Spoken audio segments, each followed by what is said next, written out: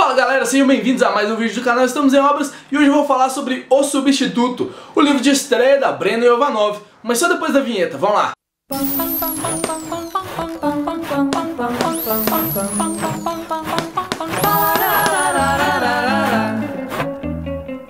Eu ganhei esse livro de um amigo meu no Amigo Oculto em 2013, no finalzinho de 2013, e na hora que eu olhei pra capa do livro eu pensei, nó, vai ser uma puta história de terror, né? Olha só essa capa, fraga só, ela é metalizada, então deixa eu jogar na luz aqui pra vocês verem. Ela é metalizada, ó. Aqui a tipografia do título é uma tipografia meio gótica, nesse tom de vermelho, com essa capa, com esse carrinho de bebê estilizado, cheio de faca e coisa de metal em cima do carrinho. Eu falei, nó, deve ser uma história muito doida, né, velho? Uma história de terror que eu não vou conseguir nem dormir de noite depois de ler. Eu me enganei, porque na verdade ele é uma história adolescente, quase um romance adolescente com tons sobrenaturais. Mas deixa eu falar um pouquinho da história antes de falar o que eu achei de fato. Esse livro aqui conta a história do Mac, que é um moleque de 16 anos que aparentemente é normal. Ele é apaixonado pela menina mais bonita da escola, tem alguns amigos que apoiam ele no que deve e ele tenta viver a vidinha dele o mais pacata possível. Tudo porque ele sabe que ele não é normal. Falei que ele era normal, mas ele sabe que ele não é. Porque ele é, na verdade, um substituto, que é o que dá título ao livro. Esses substitutos são crianças que foram trocadas por humanos ainda quando bebês. Então a família tem um filho, a cidade de Gentry, que é onde ele mora, sempre acontece isso. A família tem um bebê e de 7 em 7 anos, se eu não me engano, alguns desses bebês são raptados e são colocados outros bebês no lugar. Só que esses bebês são mais frágeis, eles têm alergia a ferro e dificilmente sobrevivem no mundo real. O Mac é uma exceção. Ele foi muito amado tanto pela irmã, até pelos pais também, ele recebeu cuidados especiais dos pais.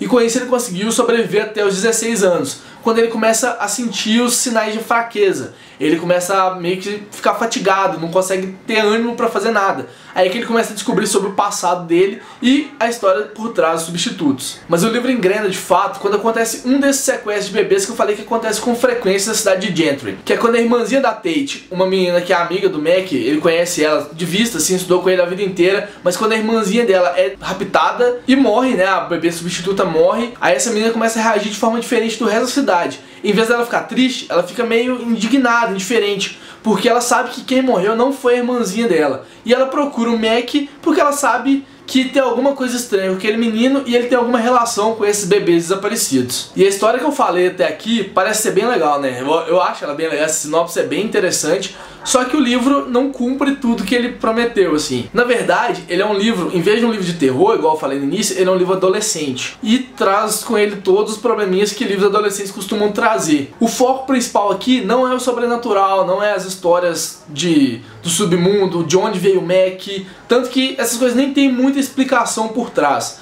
A história principal aqui é, no caso, a vida dele mesmo. É a forma como ele vai se adaptar a esses dois mundos, porque ele quer descobrir sobre o passado dele, mas ele não quer deixar de viver o mundo real, que é o que ele teria que fazer para poder viver em paz, né? Só que como ele não quer, ele tem que arrumar um jeito de conviver com essas duas vidas. E esse que é o principal dilema do livro, assim, como que ele vai conseguir lidar com essas duas vidas diferentes. E sem falar no romance também, que tem todo um lance de romance, ele se apaixonado pela menina mais popular da escola, ele tem essa aproximação com a Tate, então é uma coisa bem adolescente, bem romanceada, e o livro acaba como se um grande quase. Ele é um baita potencial que não foi aproveitado ao máximo.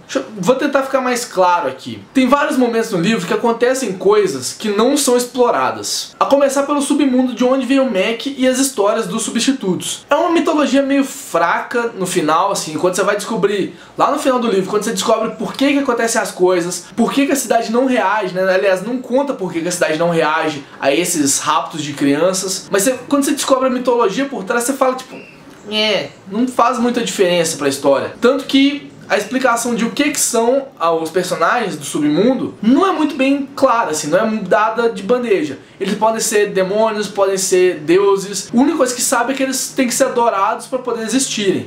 E isso fica claro no livro inteiro. Mas não fala exatamente o que eles são, por quê, de onde veio, por que tem essa coisa dos substitutos, como que eles vivem nesse mundo. É uma coisa que é muito mal explorada e que o livro peca bastante nisso. Fora outros tantos pequenos detalhes que o livro aborda, mas nem fala muito sobre eles. Eu não vou ficar falando sobre eles aqui, porque senão ia ser muito spoiler.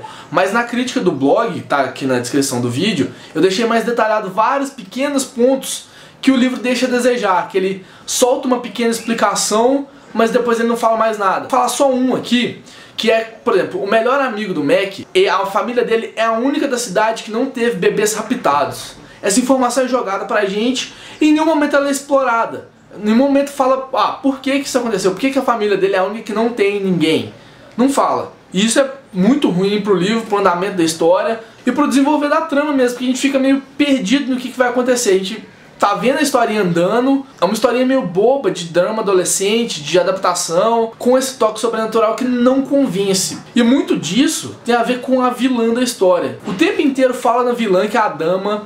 Ela é uma coisa muito má, ela é como se fosse um demônio mau, que é o que tá atazana a cidade inteira, é ela que é responsável pelo rapto dos bebês. Mas no final, na hora que você vai ver, na hora que você encontra com a Dama, toda a expectativa gerada foi pro saco, porque não corresponde a nada disso, fraga. Ela não tem, além de não ter uma explicação sobre direito, sobre o que é e porquê, a motivação dela, não tem essa explicação direito. Também tem um pequeno problema do desfecho da história. O final do livro é a coisa mais decepcionante de todas, porque ele arma todo um cenário para um confronto final, para no final ser tipo uma bostinha, fraga. Não tem ação direito, não tem a reflexão necessária e perde aí nos caminhos. As vantagens do livro é que a leitura dele é muito rápida. A forma como a Brenna Iovanova escreve é escrita em primeira pessoa, então quem narra é o Mac. Por isso que a gente sabe exatamente o que ele tá pensando, o que ele tá vendo das outras pessoas. É muito focado no Mac mesmo a história, até porque, como primeira pessoa, né, igual eu falei, tem que ser meio focado nele mesmo. Mas por ser o ponto de vista dele, falta muita coisa, falta reflexão sobre as coisas. Ele aceita muito bem essa ideia dele vir do submundo,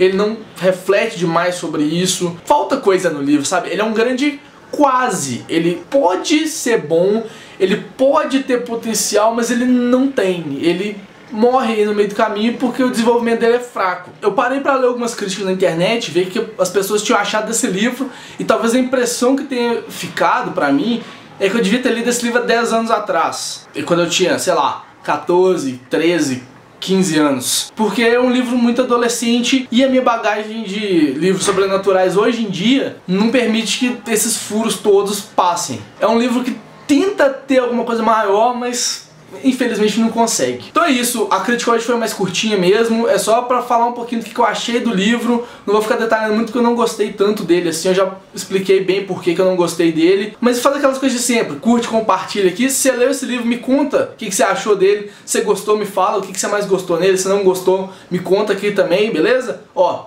um beijo pra vocês e até o próximo vídeo.